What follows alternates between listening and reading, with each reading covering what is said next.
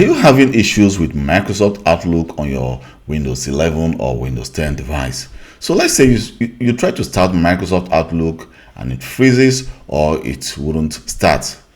So let me close this Outlook profile because I'm just trying to actually show you how to solve that issue.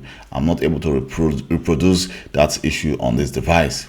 So what you need to do is to go to the control panel, and if you open the control panel for the first time, you can see it's going to be under viewed by category. So what you need to do is to change it to light icons to make you have access to all your different categories in control panel. So right now we need to go to Mail, the Microsoft Outlook, and here you can see we have profiles. So click on Show Profiles, and at this moment you can see we only have one profile. So what you want to do is you can actually remove this profile or you can add a new one. So let's try to remove this.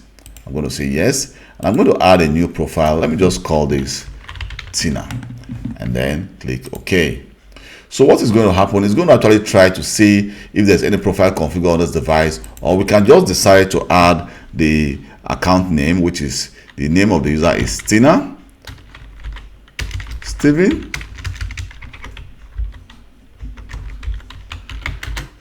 and Tina's email address is tina.steven@kelvinbelch.onmicrosoft.com, and then you need to enter the user's password.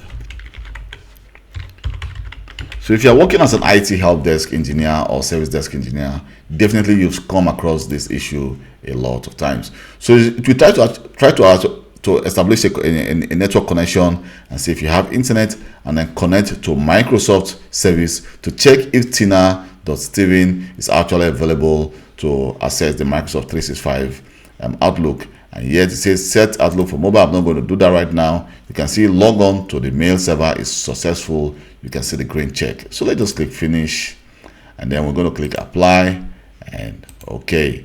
So right now, if I go to my start menu and click Outlook, you see it's going to load that profile. You see loading profile. It's going to load that profile and recreate a new profile for the user. So thank you very much for taking your time to watch this video, and please, if this video has been of any help to you, don't forget to like this video, subscribe to my YouTube channel. You can also leave a comment to help me grow my channel, or send me a personal comment in any topics concerning IT, Windows operating system, Windows servers, Microsoft Office 365, Azure, and I will reply to you as quick as possible. Thank you very much for your time, and goodbye.